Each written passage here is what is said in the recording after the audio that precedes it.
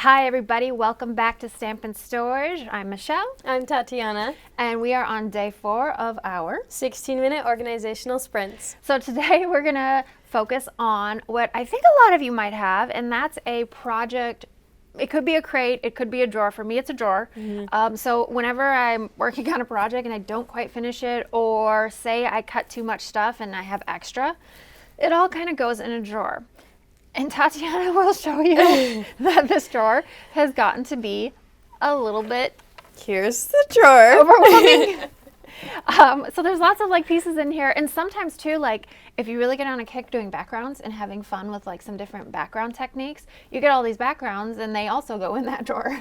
Which I know she has many of them in there because she showed me. So we're gonna break it down and we're gonna organize these. Again, spend 16 minutes on this. I'm gonna kind of take this and put them in accessory trays because a lot of these things I'm not actually going to finish a card with. I want to just organize it so in the future, if I want to find something specific, I can find it easier versus open this drawer and then close it because it's really overwhelming. Yeah. So we're going to break down organizing these in our accessory trays with a drawer cabinet. So let's get going. Yeah.